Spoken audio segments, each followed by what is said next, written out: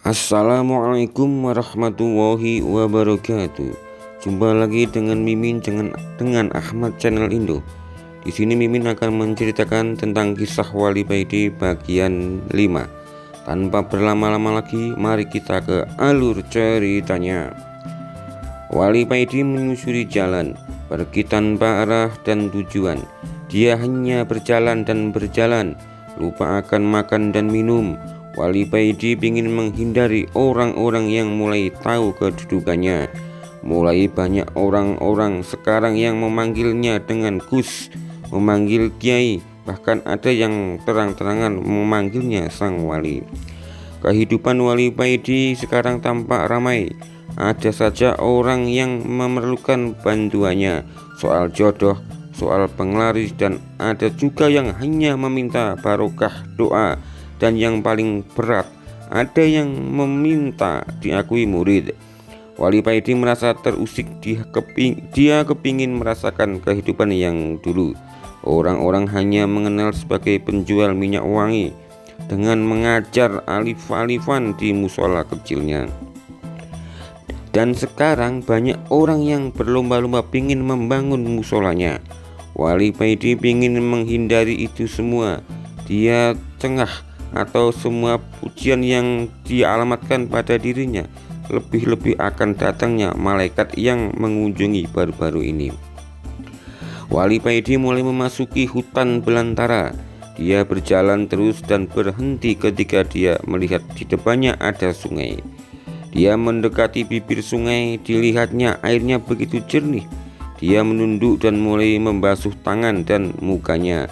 Lalu Wali Paidi memperbarui wudhunya, karena Wali Paidi ini diberi kemampuan oleh Allah untuk selalu dalam keadaan suci, punya wudhu, atau bahasa ngaji sakparan-parannya daimul wudhu.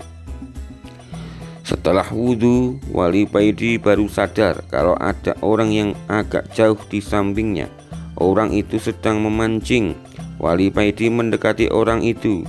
Dia merasa orang itu bukan orang sembarangan. Melihat wajah dan tiba-tiba aja hati Wali Paidi semakin tentram. Ketika melihat orang ini, Wali Paidi mau mengucapkan salam, tapi keduluan orang tersebut. Assalamualaikum Kang Paidi, ucap orang itu. Waalaikumsalam. Kalau boleh tahu siapakah Anda? Tanya Wali Paidi keheranan. Untuk saat ini namaku Syuhron Wahfahmi, jawab orang itu. Wali Paidi terdiam, dia hanya menunduk memikirkan jawaban orang tersebut. Dan tiba-tiba saja sikap Wali Paidi berubah dengan sendirinya. Tanpa ia sadari, Wali Paidi bersikap seakan menghadapi gurunya. Kang Paidi, sampeyan tidak seharusnya menghindari semua itu. Pujian-pujian itu adalah ujian buatmu. Ujian yang berupa pujian itu lebih berat dari penghinaan. Allah mau meningkatkan derajat sampeyan, ucap orang itu. Wali Paidi semakin menunduk.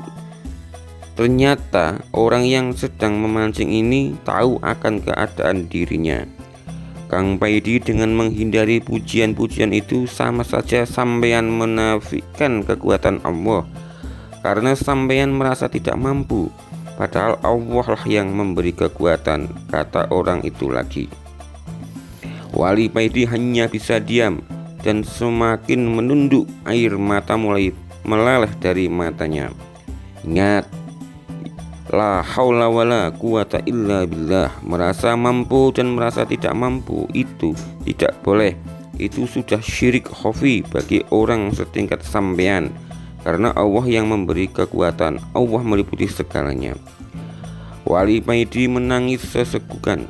Dia yakin orang yang di depannya adalah Nabi Khidir dan ingin bersalaman dengannya untuk memastikannya. Setelah menangisnya agak reda, Wali Paidi mengangkat wajahnya dan mau bersalaman dengan orang itu. Tapi orang yang mengakui bernama Syuhron Fahmi sudah hilang dari hadapannya. Setelah bertemu sosok yang mengaku bernama Syukron Fahmi, Wali Paidi masih terdiam dalam duduknya, masih terngiang-ngiang ucapan sosok misterius yang mengunggah jiwanya itu. Wali Paidi berdiri membersihkan tempat duduknya dan mulai melaksanakan sholat. Setelah salam, Wali Paidi berdiri lagi dan melakukan sholat lagi. Begitu terus sampai malam. Kira-kira sekitar jam 9 malam, Wali Paidi berhenti dan melanjutkan dengan melakukan wirid. Dia duduk bersila, memusatkan pikirannya, membuang jauh-jauh pikiran-pikiran tentang dunia, menggerakkan hatinya untuk berzikir, sir, dan entah berapa lama hal ini terjadi. Dan kemudian Wali Paidi merasakan alam di sekitarnya begitu hampa, tidak ada suara. Semua yang berada di sekitarnya jadi hitam gelap gulita. Wali Paidi seakan menjadi udara yang hampa dan bergerak mengitari alam yang hitam pekat ini. Setelah berkeliling, tampak di depannya ada dua sosok manusia yang sedang duduk seperti duduknya orang tahiyat, dan berdiri samping kedua sosok berjubah putih yang bercahaya. Lamat-lamat Wali Paidi mengenali salah satu sosok yang duduk di depannya tersebut. Tidak salah lagi, beliau adalah Imam Ghazali, mujahid Islam batin Wali Paidi. Lalu Wali Paidi melihat sosok baju putih itu maju ke depan dan berkata kepada sesuatu yang di depannya, sesuatu yang tidak terlihat, "Gusti, bagaimana menurut jenengan terhadap kedua kekasihmu ini, yakni Nabi Musa dan Al-Ghazali?" tanya sosok putih itu.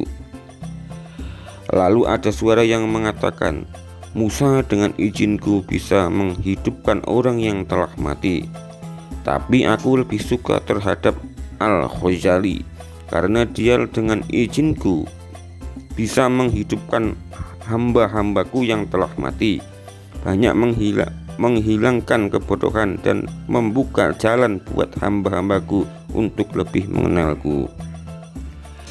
Lalu ketiga sosok itu sama-sama hilang dari pandangan Wali Paidi. Lalu lamat terdengarlah azan subuh. Sedikit demi sedikit alam mulai terlihat kembali. Setelah sholat, Wali Paidi bangkit dan kembali pulang.